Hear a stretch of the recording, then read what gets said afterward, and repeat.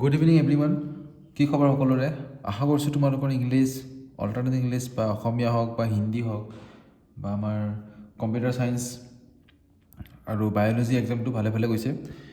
এতিয়া আমাৰ নেক্সট এক্সামটো আহি আছে ফিজিক্সৰ এক্সাম, আৰু ফিজিক্সৰ এক্সামটো একদম ভাল কৰিবই লাগিব আমি। কিছুমানে ফিজিক্সটো বহুত হাৰ্ড পায়, কিছুমানেতো সহজে পায় বাৰু।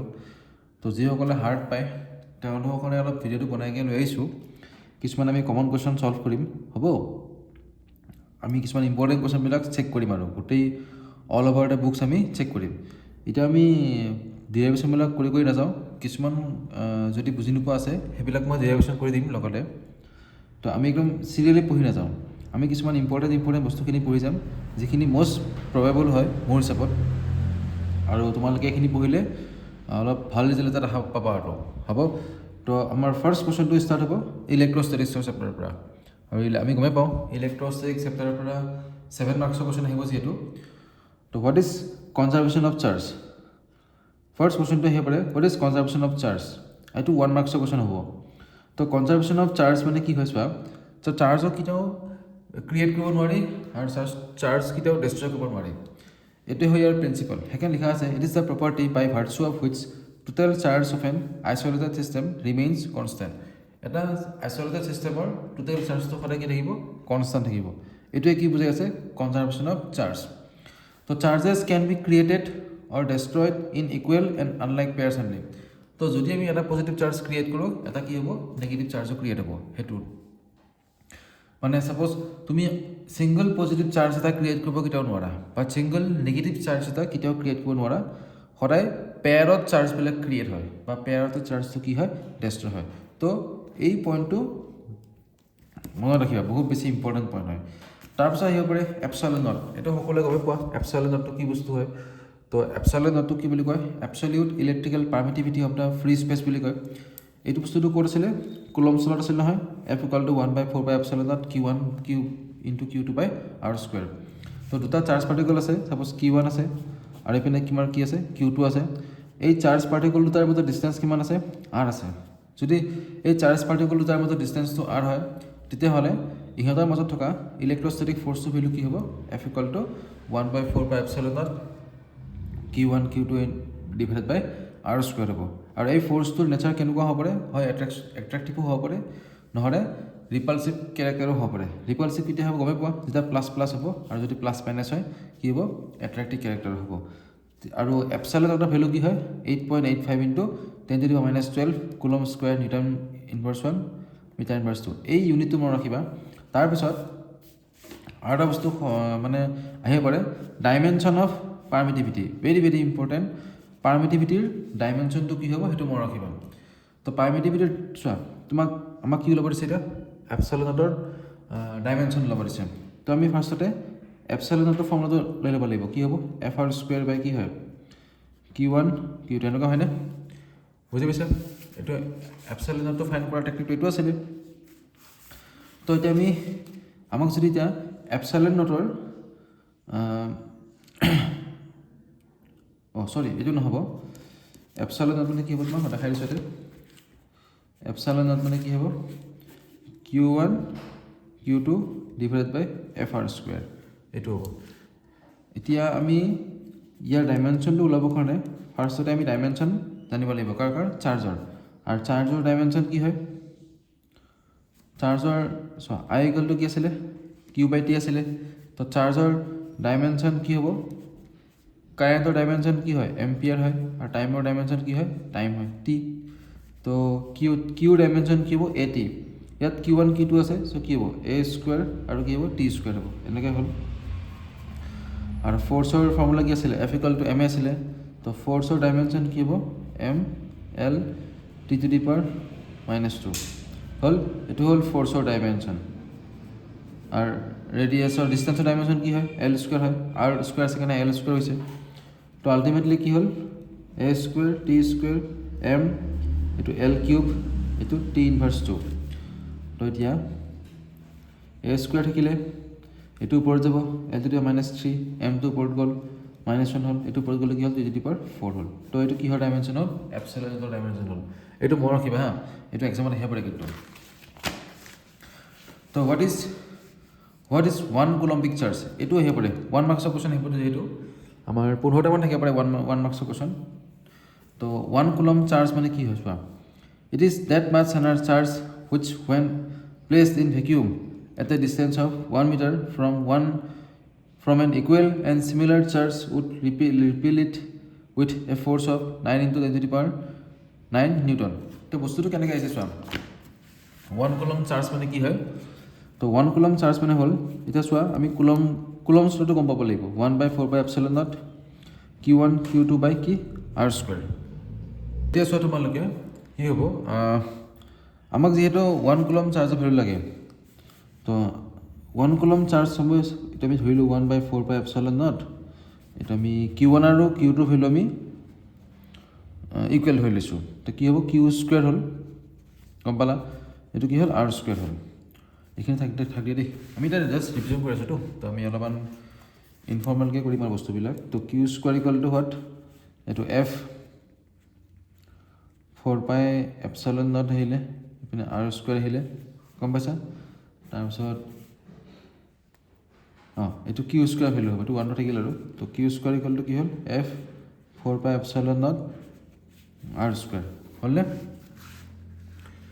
এতিয়া চোৱা আমাক q ভেলুটো 1 হ'ব লাগিব 1 কুলম্ব চাৰ্জ মানে q ভেলুটো কি হ'ব লাগিব 1 কুলম্ব হ'ব লাগিব তো q ভেলুটো 1 কুলম্ব হ'ব কাৰণে এই গোটেইখিনি ভেলু কি হ'ব লাগিব 1 হ'ব লাগিব নাই তো r ভেলুটো ডেফিনেটলি 1 হ'ব লাগিব 1 মিটাৰ হ'ব লাগিব তো এই f আৰু কি থাকিলে 4πε0 এতিয়া আমি সকলোৱে গম পাওঁ 1/4πε0 ইয়াৰ ভেলুটো কি হয় 9 into 10 to the power 9 হয় গম পাইছা তো f আৰু কি আছে f.4πε0 f.4πε0 ইয়াৰ ভেলুটো কি হ'ব লাগিব 1 হ'ব লাগিব তেতিয়াহে আমি 1 কুলম্ব পাম হয় নাই তো আমি এফৰ ভেলুটো কি হ'ব লাগিব চোৱা এতিয়া চোৱা 1/4πε0 মানে কি হয় 9 into 10 to the power 9 তো therefore 4πε0 মানে কি হ'ব 1/9 into 10 to the power 9 হ'ব যদি চোৱা যদি 1/4πε0 means 9 into 10 to the power 9 হয় তো 4πε0 মানে কি হ'ব 1/9 into 10 to the power 9 হ'ব আৰু f আৰু 4πε0 ইয়াৰ প্ৰডাক্টটো কি হ'ব লাগিব 1 হ'ব লাগিব দ্যাট মিন্স এফৰ ভেলু কি হ'ব লাগিব এতিয়া 9 into 10 to the power 9 আৰু 4πε0 ইয়াৰ ভেলুটো কিমান আছে 1/9 into 10 to the power 9 তেতিয়া কি হ'ব 1 হ'ব সেইকাৰণে কোৱা আছে তে 1 কুলম্ব চাৰ্জ কেতিয়া হ'ব 1 কুলম্ব চাৰ্জ বুলিলে কি বুজাই চোৱা it is that much charge which when placed in vacuum তো চাৰ্জ কেইটা কিহত ৰাখিছে ভেকিউমত ৰাখিছে আৰু কিমানখিনি ডিষ্টেঞ্চ ৰাখিছে চাৰ্জ কেইটাৰ মাজত 1 মিটাৰ ডিষ্টেঞ্চ ৰাখিছে যদি চাৰ্জ কেইটাৰ মাজত ডিষ্টেঞ্চটো 1 মিটাৰ ৰাখোঁ আৰু যদি চাৰ্জ দুটাৰ মাজত থকা ফ'ৰ্চটো 9 into 10 to the power 9 ইহঁত দুটাৰ মাজত থকা ফ'ৰ্চটো 9 into 10 to the power 9 Newton হয় তেতিয়াহ'লে এই চাৰ্জ কেইটা ভেলু কিমান হ'ব 1 কুলম্ব হ'ব গম পাইছা এতিয়া এইটো চোৱা তো f into 4πε0 equal to 1 আমি সকলোৱে গম পাওঁ 1/4πε0 ইয়াৰ ভেলুটো কি হয় 9 into 10 to the power 9 হয় তো যদি ইহঁত দুটাৰ প্ৰডাক্টটো 1 হ'ব লাগে তেতিয়াহ'লে f ৰ ভেলুটো কি হ'ব লাগিব 9 into 10 to the power 9 because 1/4πε0 means what 9 into 10 to the power 9 তো 4πε0 ইয়াৰ ভেলুটো কি হ'ব 1/9 into 10 to the power 9 so ইহঁত দুটা কি হৈ গ'ল ৰেচিপ্ৰকেল হৈ গ'ল কেনচেল গ'ল তো 1 কুলম্ব চাৰ্জ হ'ব কাৰণে ফ'ৰ্চৰ ভেলু কি হ'ব লাগিব 9 into 10 to the power 9 metre হ'ব লাগিব আৰু ডিষ্টেঞ্চটো কিমান হ'ব লাগিব 1 মিটাৰ হ'ব লাগিব সেইকাৰণে এইখিনি লিখা আছে তেনেকৈ চোৱা চাৰ্জৰ আমি এছআই ইউনিটক সকলোৱে গম পাওঁ কুলম্ব হয় তো CGS ইউনিটটো কি হয়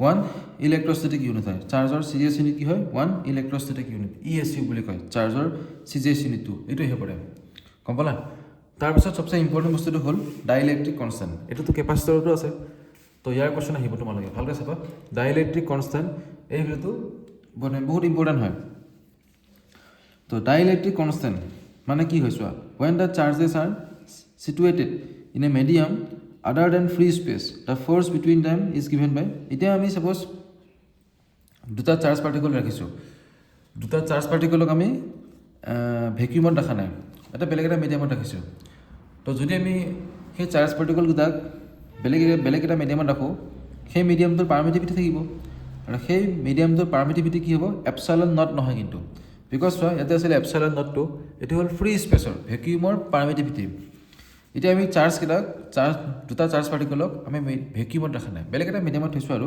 সেই মিডিয়ামটোৰ পাৰ্মিটিভিটি কিমান হয় অনলি এপচাইলন তো এই চাৰ্জ দুটাৰ মাজত থকা ফ'ৰ্চটো কিমান হ'ব F m equal to F m মানে হ'ল বেলেগ এটা মিডিয়ামৰ কথা কৈছোঁ যিহেতু তো F m equal to 1/4 epsilon Q1 Q2 by r square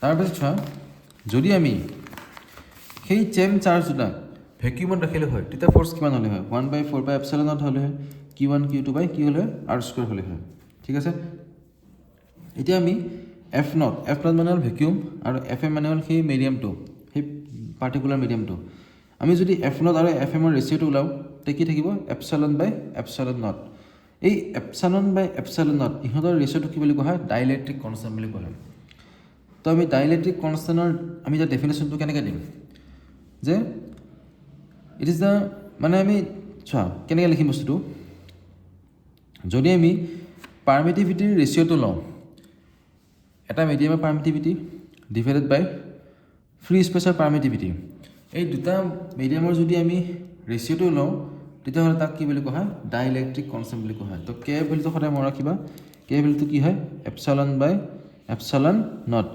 epsilon মানে হ'ল পাৰ্মিটিভিটি অফ দ্য মিডিয়াম আৰু এপচাইলন নট মানে কি হ'ল পাৰ্মিটিভিটি অফ ফ্ৰী স্পেচ এই ৰেচিঅ' দুটা কি বুলি কোৱা হয় ডাইলেক্ট্ৰিক কনষ্টেণ্ট বুলি কোৱা হয় ভেৰি ভেৰি ইম্পৰ্টেণ্ট এইটো একদম মনত ৰাখিবা তোমালোকে এইটো কুৱেশ্যন পাবাই তোমালোকে কেপাচিটৰটো ইয়াৰ পৰা কুৱেশ্যন আহিব আৰু ইয়াক ৰিলেটিভ ইলেক্ট্ৰিকেল পাৰ্মিটিভিটি বুলি কোৱা হয় তো ইয়াক কেটো কি বুলি কোৱা হয় ডাইলেক্ট্ৰিক কনষ্টেণ্ট বুলি কোৱা হয় লগতে কি বুলি কোৱা হয় ৰিলেটিভ ইলেক্ট্ৰিকেল পাৰ্মিটিভিটি বুলি কোৱা হয় হ'ল তাৰপিছত চোৱা এই চাৰ্জ ডিষ্ট্ৰিবিউশ্যনৰ কুৱেশ্যন আহিব পাৰে এতিয়া চাপ'জ চোৱা চাৰ্জবিলাক ডিষ্ট্ৰিবিউট হৈছে এডাল ৱায়াৰৰ ওপৰত চাপ'জ এডাল ৱায়াৰ এডাল আছে ইয়াত চাপ'জ পজিটিভ চাৰ্জবিলাক ডিষ্ট্ৰিবিউট হৈছে আৰু চাৰ্জবিলাক ক'ত ডিষ্ট্ৰিবিউট হৈ থাকে বেছিকেলি ছাৰ্ফেচত ডিষ্ট্ৰিবিউট হৈ থাকে সদায় মনত ৰাখিবা ইনচাইড দ্য কণ্ডাক্টৰ নহয় on the surface of the conductor চাৰ্জবিলাক সদায় ডিষ্ট্ৰিবিউট হৈ থাকে তো ইনচাইড দ্য কণ্ডাক্টৰ ইলেক্ট্ৰিক ফিল্ডৰ ভেলু কি হয় 0 হয় এইটো মনত ৰাখিবা কুৱেশ্যন আহে কিন্তু তো চাৰ্জবিলাক যদি এডাল ৱায়াৰৰ ওপৰত ডিষ্ট্ৰিবিউট হৈ থাকে বা এডাল লাইনৰ ওপৰত ডিষ্ট্ৰিবিউট হৈ থাকে তেতিয়া আমি সেই চাৰ্জখিনিক এমাউণ্টটো কেনেকৈ আমি স্পেচিফাই কৰিম ছাপ'জ এতিয়া লেংথটো কিমান ধৰিছোঁ আমি এল ধৰিছোঁ তো পাৰ ইউনিট লেংথত কিমানখিনি চাৰ্জ আছে ধৰিছোঁ আমি লেমডাক আমি কি কৈছোঁ চাৰ্জ ডেঞ্চিটি বুলি ক'ম বিকজ লেমডাই কি ডিফাইন কৰিছে চাৰ্জ পাৰ ইউনিট লেংথ প্ৰতি একক দৈৰ্ঘ্যত থকা আধানৰ পৰিমাণক কি বুলি কোৱা হয় চাৰ্জ ডেঞ্চিটি বুলি কোৱা হয় অসমীয়াত কৈ দিছোঁ আৰু তো লিনিয়াৰ চাৰ্জ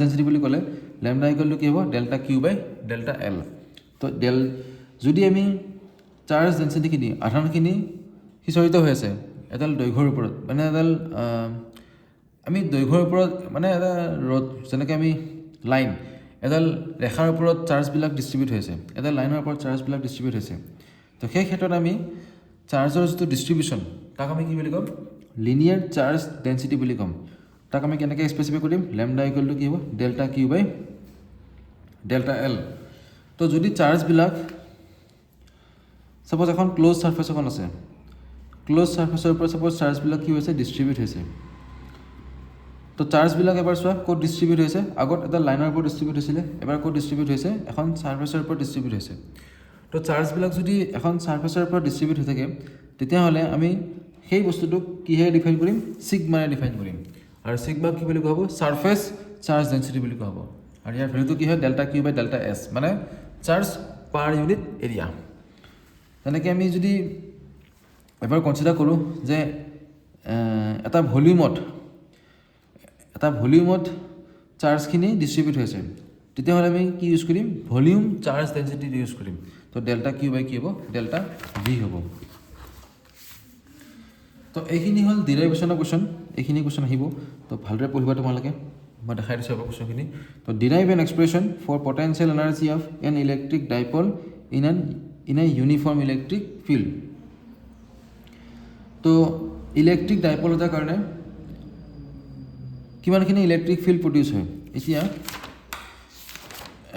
ইয়াৰ কাৰণে কুৱেশ্যন দুটা আছিলে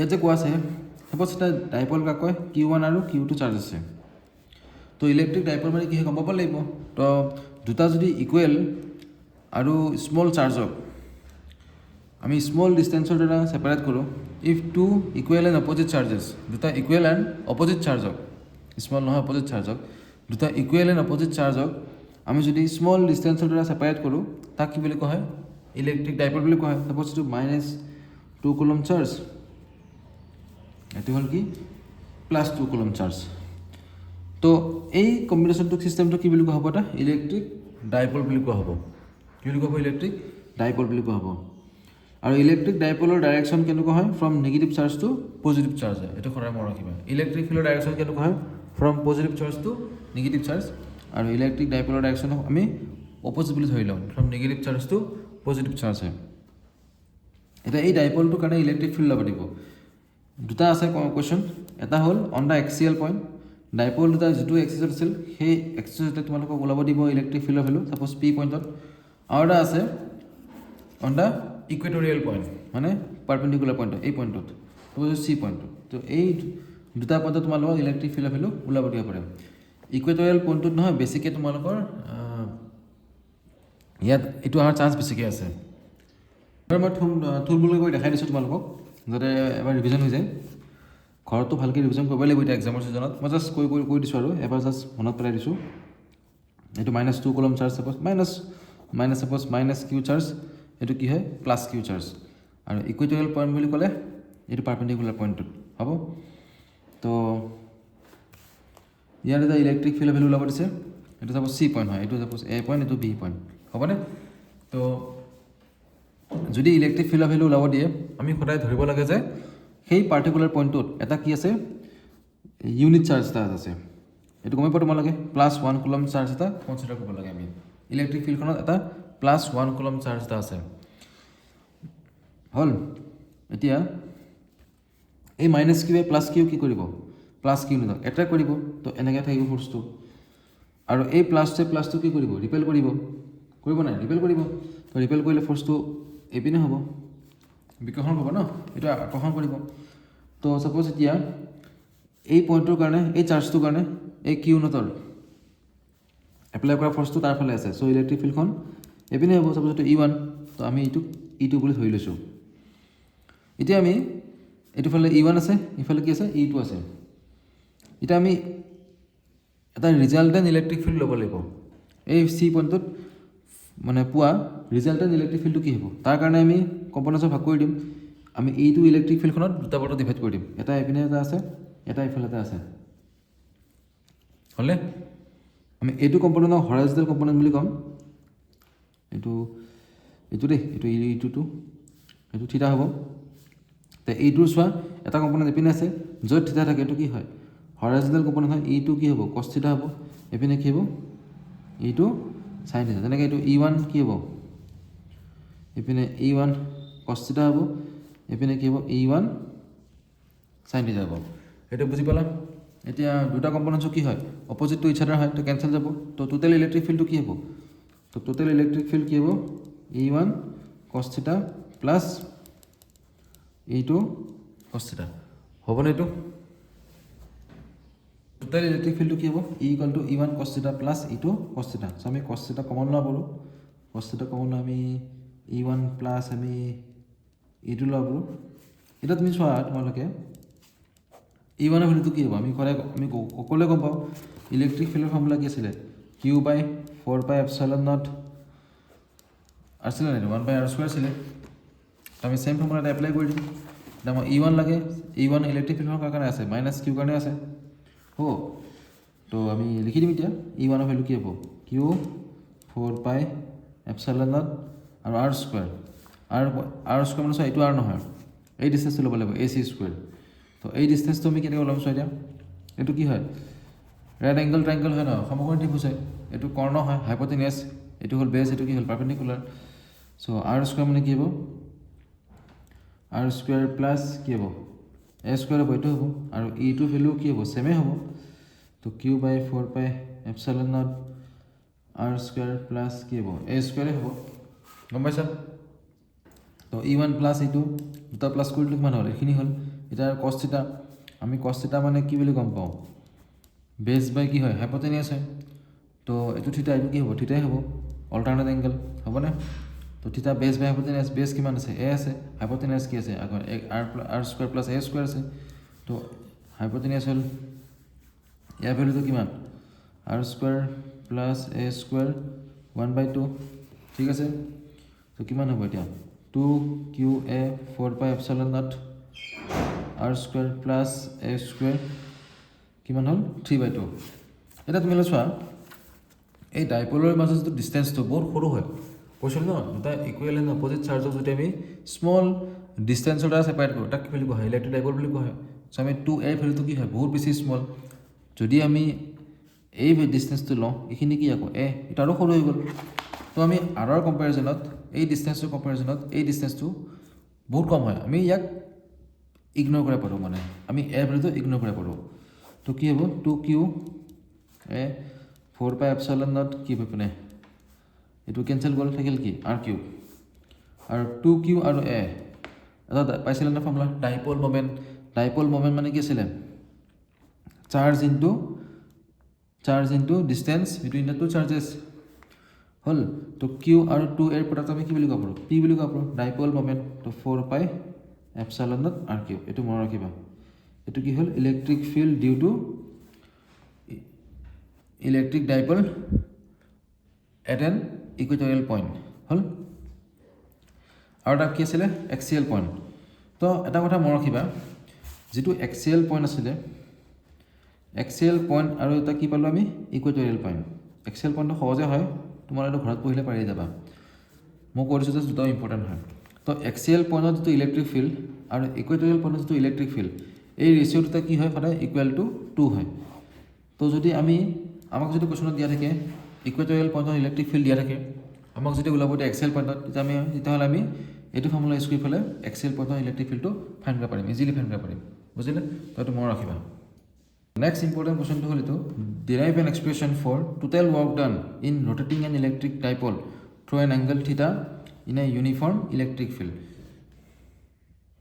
এইটো কুৱেশ্যনটো কৰাৰ আগত চোৱা এই কুৱেশ্যনটোৰ লগত নহয় দুটা কুৱেশ্যন জড়িত হৈছে কেনেকুৱা জড়িত হৈছে চোৱা চাপ'জ এখন ইলেক্ট্ৰিক ফিল্ড এখন আছে এনেকৈ এখন ইলেক্ট্ৰিক ফিল্ড এখন আছে আৰু এই ইলেক্ট্ৰিক ফিল্ডখনত আমি ডাইপল এটা প্লেচ কৰিছোঁ এইটো -q চাৰ্জ হয় এইপিনে +q চাৰ্জ আছে হ'ব আৰু এই ডাইপল দুটাৰ মাজত ডিষ্টেঞ্চটো হ'ল ছাপ'জ 2a হয় এইটো 2a বুলি ধৰি ল'বা তো আমি এই পইণ্টটো কানেক্ট জইন কৰিলে লাগে হ'ব এইটো চাপ'জ আমি বি পইণ্ট নাম দিলোঁ এইটো আমি এ পইণ্ট নাম দিলোঁ এইটো আমি চি পইণ্ট নাম দিলোঁ তো এই ডাইপলটোৱে কিমানখিনি এংগল বনাই কৰি আছে ইলেক্ট্ৰিক ফিল্ডত থিটা এংগল কৰি আছে ছাপ'জ গম পাইছা থিটা এংগল আৰু এতিয়া তোমালোকে চোৱা ইফালে চোৱা ইলেক্ট্ৰিক ফিল্ডৰ ডাইৰেকশ্যন কেনেকুৱা হয় পজিটিভ টু নিগেটিভ চাৰ্জ হয় গমে পাইছে তোমালোকে তো এই -q2 ওপৰত -q চাৰ্জৰ ওপৰত ফ'ৰ্চ এক্সাৰ্ট কৰিব নাই পজিটিভ চাৰ্জটো কৰিব আৰু কৰিলে ফ'ৰ্চটো কোনপিনে হ'ব ইফালে হ'ব নাই তেনেকৈ এই +q চাৰ্জটোৰ ওপৰত ইফালে থকা +q চাৰ্জটোৱে কি কৰি আছে ফ'ৰ্চ এক্সাৰ্ট কৰি আছে তো ফ'ৰ্চটো কোনপিনে হ'ব এইপিনে হ'ব ছাপ'জ মই F1 নাম দিলোঁ এইটো মই কি নাম দিলোঁ F2 নাম দিলোঁ কোম্পানীৰ বস্তু এনেকুৱা আৰু এই টাইপ আৰু হ'ব তো আমি চোৱা এতিয়া চোৱা এই F1 আৰু F2 এই ফ'ৰ্চ দুটা কি হয় ইকুৱেল এণ্ড কি হয় অপজিট হয় এতিয়া এটা ছিষ্টেমৰ ওপৰত যদি ইকুৱেল এণ্ড অপজিট চাৰ্জ যদি এক কৰে তাত আমি কিহে এক কৰা বুলি ক'ম টৰ্কে এক কৰা বুলি ক'ম টৰ্কে এক কৰা বুলি ক'ম এটা কাপলিং ফ'ৰ্চ ক্ৰিয়েট হ'ল ন কাপলিং মানে কি কাপলিং মানে হ'ল দুটা equal and opposite force same ছিষ্টেমৰ ওপৰত এক কৰি আছে সেইটো আমি কাপলিং ফ'ৰ্চ বুলি ক'ম আমি টৰ্কটো কেনেকৈ ওলাম চোৱা আমি টৰ্ক মানে গমে পাওঁ টৰ্ক ইকুৱেলটো কি আছিলে মমেণ্ট অফ দ্য কাপল মানে কি জানা সেই আমি যে পালোঁ চোৱা -q ওপৰত কিমানখিনি ফ'ৰ্চ এক্সাৰ্ট হৈছে F1 আৰু +q ওপৰত কিমানখিনি ফ'ৰ্চ এক্সাৰ্ট হৈছে F2 তো এই ফ'ৰ্চটো কি হয় ইকুৱেল এজ ৱেল এজ কি হয় অপজিট হয় তো যদি ইকুৱেল এণ্ড অপজিট হয় তো এই ফ'ৰ্চ দুটাই কি কৰিব এই ছিষ্টেমটোক ৰোটেট কৰাব এনেকৈ ৰোটেট কৰাব মানে ডাইপলটোক ৰোটেট কৰাব আৰু ডাইপলটোক নহয় এলাইন কৰি দিব কাৰ লগত ইলেক্ট্ৰিক ফিল্ডৰ ডাইৰেকশ্যনত এলাইন কৰি দিব গম পাইছা তো এই ফ'ৰ্চ কেইটাৰ কি আছে টাৰ্ণিং ইফেক্ট আছে আৰু এই টাৰ্ণিং ইফেক্টটো কি বুলি কোৱা হয় মমেণ্ট অফ দ্য কাপল বুলি কোৱা হয় আৰু সেই টৰ্কৰ ভেলু কেনেকৈ ওলাম আমি ফ'ৰ্চ ইনটু পাৰ্পেণ্ডিকুলাৰ ডিষ্টেঞ্চ কৰি পেলাই আমি ফ'ৰ্চটো ওলাব পাৰোঁ, টৰ্কটো ওলাব পাৰোঁ। আৰু পাৰ্পেণ্ডিকুলাৰ ডিষ্টেঞ্চটো কেনেকৈ ওলাম? পাৰ্পেণ্ডিকুলাৰ ডিষ্টেঞ্চ কাৰ মাজত? এই F1 আৰু F2ৰ মাজত পাৰ্পেণ্ডিকুলাৰ ডিষ্টেঞ্চটো ওলাব লাগে। তাৰ কাৰণে আমি AC ড্ৰ কৰিলোঁ, বুজিলা? তো ACটোৱে কি বুজাইছে? পাৰ্পেণ্ডিকুলাৰ ডিষ্টেঞ্চ বুজাইছে কাৰ মাজত? F1 এণ্ড F2 মাজত। তো আমি এইটো AC লিখিলোঁ, গম পাইছা? এতিয়া আমি F2 আমি গম পাওঁ QE হ'ব, কাৰণ এটা চাৰ্জ পাৰ্টিকল এটা আছে, চাৰ্জ পাৰ্টিকলৰ ওপৰত ইলেক্ট্ৰিক ফিল্ড এখনে কিমানখিনি ফ'ৰ্চ এক্সাৰ্ট কৰে? F = QE ফ'ৰ্চ এক্সাৰ্ট কৰে। এতিয়া আমি AC ভেলু ওলাব লাগিব। আমি ACটো কেনেকৈ ওলাম চোৱা, এইটো ACটো আছে, তো আমি সাইন থিটা ল'লোঁ। সাইন থিটা মানে আমি সদায় গম পাওঁ পাৰ্পেণ্ডিকুলাৰ বাই কি হয়? হাইপটেনিয়াছ হয়। তো আমি পাৰ্পেণ্ডিকুলাৰ কোনটো ল'ম? এইটো এই ACটো কি হয়? পাৰ্পেণ্ডিকুলাৰ হয়, লম্ব হয়, আৰু H মানে হ'ল হাইপটেনিয়াছ হয়। হাইপটেনিয়াছ কোনটো হ'ব? এই AB হ'ব। তো AC = কি হ'ল? AB সাইন থিটা হ'ল। তো AC = কি হ'ল? AB sine theta. মই ইয়াত ফৰ্মেলি ডিৰাইভেশ্যন কৰি থকা নাই, মানে বহুত বিলাক লিখি থকা নাই, মই জাষ্ট বেছিকখিনি কৰি দিছোঁ যাতে তোমালোকৰ ৰিভিজনটো হৈ থাকে, কাৰণ তোমালোকৰ বহীটো লিখাই আছে, টিচাৰে লিখাই দিছে। চ' জাষ্ট ফৰ ৰিভিজনৰ কাৰণে মই কৰি আছোঁ এইবিলাক, হ'ব? তো QE AB সাইন থিটা। তো AB ভেলুটো আমি কিমান লৈছোঁ? 2A লৈছোঁ, 2A সাইন থিটা। তো Q আৰু 2A, Q মানে হ'ল চাৰ্জ আৰু 2A মানে হ'ল distance between the dipole. Charge আৰু ডাইপলৰ মাজত যিটো ডিষ্টেঞ্চ আছিলে তাক যদি আমি ইনটু কৰোঁ কি পাওঁ? ডাইপল মমেণ্ট পাওঁ। তো PE সাইন থিটা। তো টৰ্ক কি হ'ল? PE sine theta. আমি যদি ইয়াক ভেক্টৰ ফৰ্মত লিখোঁ কি হ'ব? Torque P cross P vector dot E vector. তো টৰ্কৰ ভেলুটো মেক্সিমাম কেতিয়া হ'ব? যেতিয়া সাইন থিটা ভেলুটো কি মেক্সিমাম হ'ব। থিটাৰ ভেলু কি হ'ব লাগিব? 90 ডিগ্ৰী হ'ব লাগিব। আৰু থিটা মানে কি আছিলে? Angle between P and E। তো ইলেক্ট্ৰিক ডাইপল আৰু ইলেক্ট্ৰিক ফিল্ডৰ মাজত যিটো এংগল আছে সেই এংগলটো কি বুলি কোৱা হয়? থিটা বুলি কোৱা হয়। তো যদি ফিল্ডখন আছে এইপিনে, ডাইপলটো আছে এইপিনে, এংগলটো 90 ডিগ্ৰী হয়, তেতিয়াহ'লে টৰ্কটো কি হ'ব? মেক্সিমাম টৰ্ক হ'ব। এতিয়া এই টৰ্কৰ কাৰণে ডাইপলটো কি হৈ যায়? ৰোটেট হ'ব, আৰু কাৰ লগত এলাইন হ'ব? ইলেক্ট্ৰিক ফিল্ডৰ ডাইৰেকশ্যনলৈ এলাইন হৈ যাব। হৈ গ'ল। এতিয়া ইয়াত কুৱেশ্যনটো কৈছোঁ চোৱা, তোমালোকে এটা কুৱেশ্যন হ'ল দুটা কুৱেশ্যন পঢ়ি ল'লা পৰা, যে পটেঞ্চিয়েল এনাৰ্জি ওলাব দিছে, যে ডাইপলৰ ওপৰত এই কুৱেশ্যনটো derive an expression for total work done. Derive an expression for total work done in rotating an electric dipole through an angle theta in an uniform electric field. এতিয়া চোৱা, এই টৰ্কে এক কৰাৰ কাৰণে এই ডাইপলটো এনেকৈ হৈ যাব, ইয়াৰ লগত এলাইন হৈ যাব। এতিয়া বুজিলে? এলাইন হৈ গ'ল।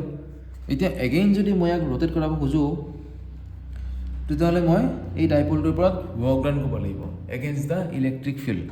আৰু যিমানখিনি ৱৰ্ক ডান কৰিম সিমানখিনি কি হ'ব? এনাৰ্জি ষ্ট'ৰ হ'ব, আৰু সেই এনাৰ্জিটোক আমি কি বুলি ক'ম? পটেঞ্চিয়েল এনাৰ্জি বুলি ক'ম। গম পাইছা? কিমানখিনি ৱৰ্ক ডান কৰিব লাগিব এই ডাইপলটোক ৰোটেট কৰাবৰ কাৰণে, সেইটো ওলাব লাগিব। মই একদম চিম্পুলকৈ কৰিছোঁ দেই, মই লিখা ডিৰাইভেশ্যন লিখি নাথাকোঁ, এতিয়া আমাৰ সময় নাই ইমান লিখি থকা, হ'বনে? ফৰ প্ৰেক্টিছ হে। তো চোৱা, ডিৰাইভ কি হ'ল? টৰ্ক ডি থিটা। ছাপ'জ আমি এই ডাইপলটোক কিমানখিনি এংগল ৰোটেট কৰাইছোঁ? 1 মিনিট মই ৰেড পেনটো লৈ আহি আছোঁ। চোৱা এতিয়া, যেনেকৈ এই ডাইপলটো আছিলে, এই ডাইপলটো ৰোটেট কৰালোঁ ন, এতিয়া -Q, এইপিনে কি আছে? +Q। ইয়াক ছাপ'জ মই ইয়াৰ পৰা একদম ইয়ালৈকে মই ৰোটেট কৰাব লাগে, এইখিনি ৰোটেট কৰাব লাগে। তো মই ধৰি লৈছোঁ, আৰু একদম কমপ্লিটলি এলাইন হৈ নাযায়, যেনেকৈ অলপমান পূৰা 0 ডিগ্ৰী এলাইন হৈ নহয়, অলপমান থাকে আৰু কিবা এটা, সেইটো ইমান ভাবিব নালাগে এইবিলাক। তো এতিয়া আমি ডিৰাইভেশ্যনটো চাওঁ ফাৰ্ষ্টতে। তো DW টৰ্ক ডি থিটা। ডি থিটা মানে কি হ'ল? এই আমি ডাইপলটো ডি থিটা এংগল ৰোটেট কৰাবৰ কাৰণে কিমানখিনি ৱৰ্ক ডান কৰিছোঁ? টৰ্ক ডি থিটা এমাউণ্টত আমি ৱৰ্ক ডান কৰিছোঁ। হ'ল। এতিয়া আমি কমপ্লিট ৰোটেট কৰাব লাগে কিমানখিনি এংগলৰ পৰা? থিটা 1ৰ পৰা থিটা 2লৈকে আমি ৰোটেট কৰাব লাগে ডাইপলটোক। গম পাইছা?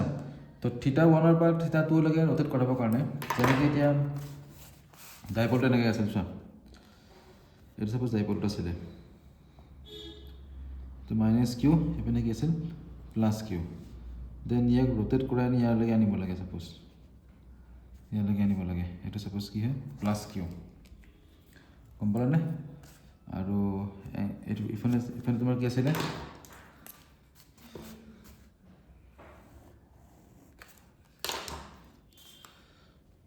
ইপিনে কি আছিলে? ইলেক্ট্ৰিক ফিল্ডখন আছিলে। সাপোজ কিমানখিনি এংগেল কৰি আছিলে θ1 এংগেল তো θ1ৰ পৰা কিমানখিনিলৈকে আমি ৰোটেট কৰিব লাগে θ2 লৈকে আমি ৰোটেট কৰিব লাগে গম পাইছা তো টোটেল ৱৰ্ক ডানটো কি হ'ব চোৱা এতিয়া টৰ্ক d θ হ'ব তো θ1 θ2 টৰ্ক মানে আমি কি বুলি কৰিছোঁ টৰ্কৰ ভ্যালু কি কৰিছোঁ pe sin θ তো pe sin θ d θ তো pe টো কনস্ট্যান্ট আহিব ওলাই আহিব কি θ1 to θ2 sin θ d θ তো pe ইকুয়াল টু কি হ'ব মাইনাস cos θ θ2 to θ1 তো ৱৰ্ক ডান কি হ'ল pe cos মাইনাস তো আমি অলপমান এডজাষ্ট কৰি দিম cos θ1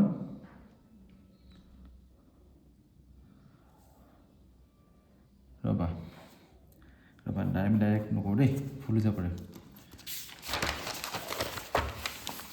w equal to minus pe cos θ θ2 to θ1 to minus pe cos θ2 minus cos θ1 এনেকৈ হ'ব আমি ইয়াক সিম্পলিফাই কৰি দিওঁ তো কি হ'ব cos θ1 minus cos θ কি হ'ব 2 হ'ব বুজিলা এইটো হ'ল এইটো কি হ'ল ৱৰ্ক ডান আৰু যিমানখিনি ৱৰ্ক ডান হ'ব সিমানখিনি পটেনচিয়েল এনাৰ্জি কি হ'ব ষ্ট'ৰ হ'ব কিছুমান স্পেচিয়েল কেছ পঢ়িম যেনেকৈ চোৱা এতিয়া এই ডাইপলটো ছাপ'জ কমপ্লিটলি এলাইন হৈ গৈছিল কাৰ